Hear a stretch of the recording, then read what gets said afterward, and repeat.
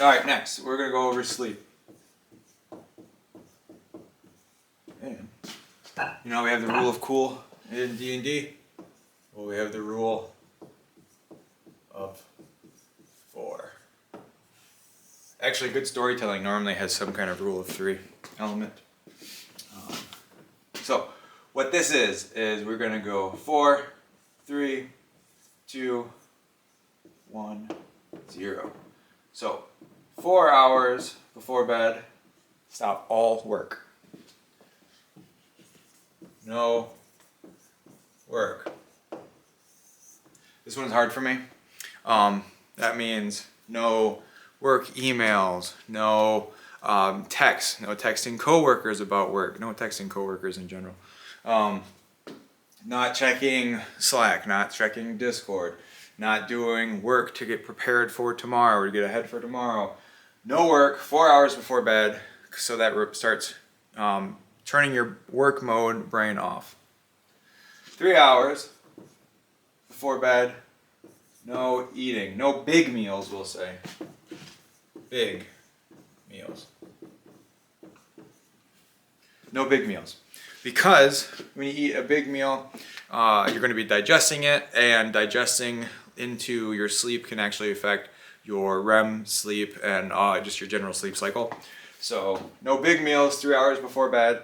If you do need something within 3 hours, make it be something light, and ideally something that's not going to be super high in carbs or sugars that are going to spike your sugar. So try to have something that's a bit of a protein source. Something like a protein bar or jerky's great. I like 0 sugar drink sodies, so like a caffeine-free diet root beer or root beer 0.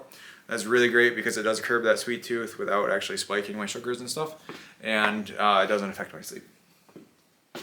That said, 2 hours before bed, no drinking.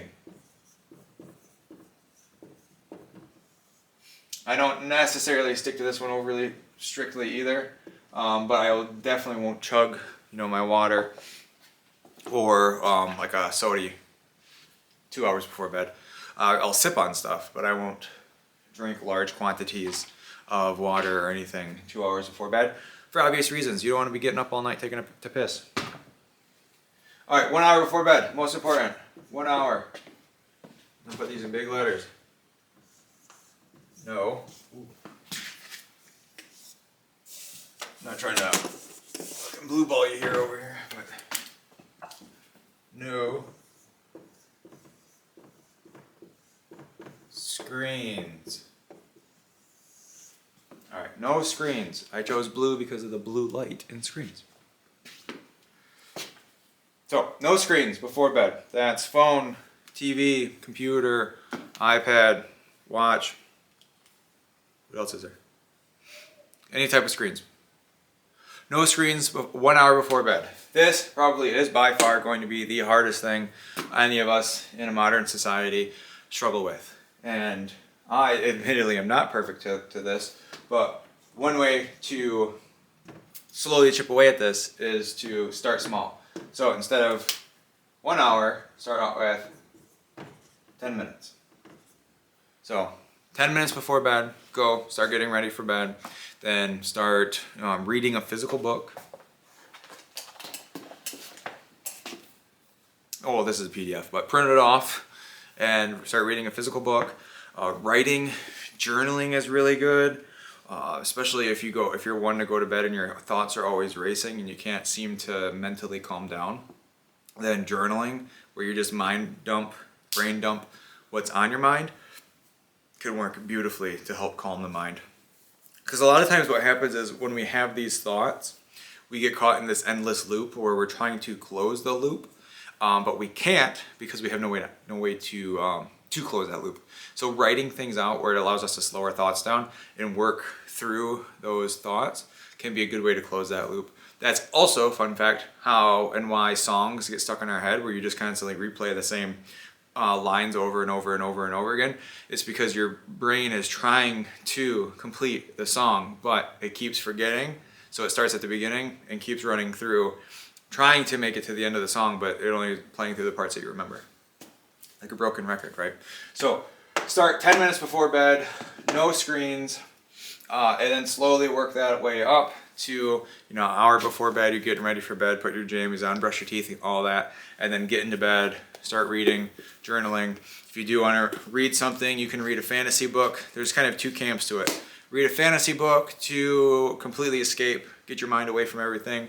It's also a good time for professional or personal development, where you can read nonfiction stuff to help empower you, because that can also influence your dreams, but it also could kind of keep you awake.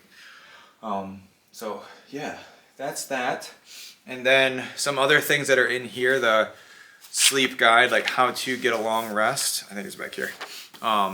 This sleep guide is kind of broken up into two parts. Priming your body for sleep, which is largely this, and then priming your sleep environment to be conducive of sleep. And so there's 4 things here. I won't write these down, but there's temperature.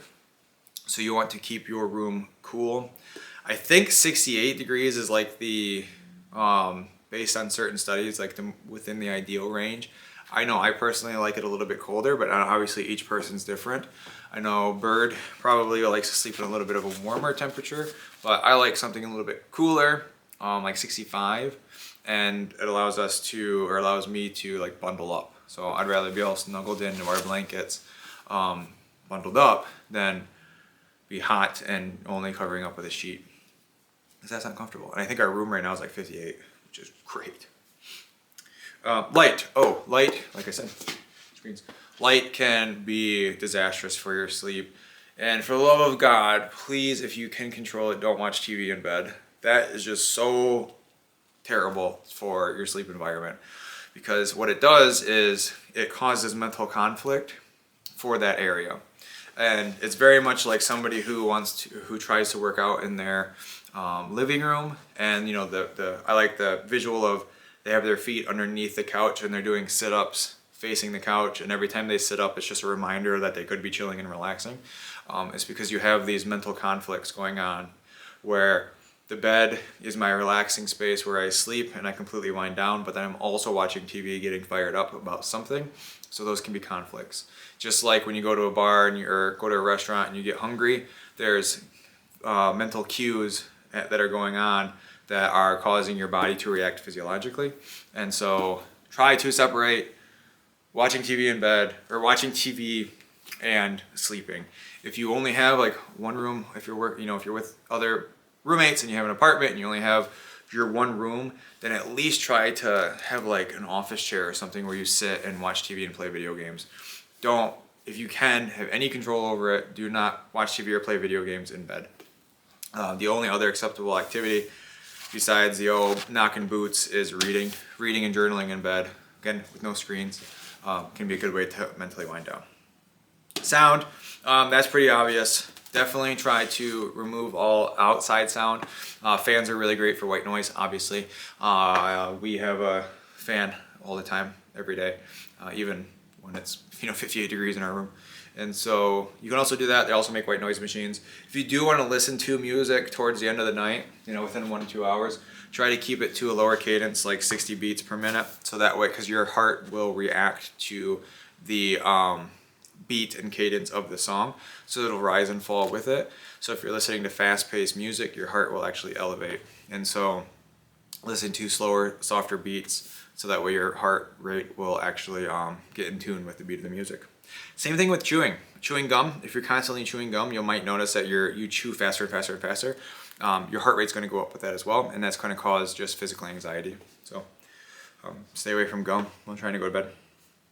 And then, last and obviously most important is just try to have a comfortable sleep environment, meaning a comfortable mattress and pillow. Obviously not saying go out and buy a Tempur-Pedic or whatever, but do what you can to make the mattress comfortable for you. If you need to get a mattress topper or get some extra blankets to kind of make everything softer and more comfortable, then great. Also, pun intended, don't sleep on your pillow.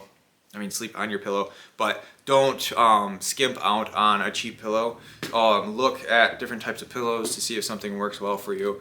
I think I have like a $45 pillow, and it's nice. I'm also thinking about getting a new one at some point, but pillows are going to be very, very important. Pillows are very important on obviously neck posture, but that also affects the quality of your sleep. So find a good pillow that matches your sleep style and sleep on it, and it should help improve your overall sleep quality. So that's that. I think that was a relatively quick one today.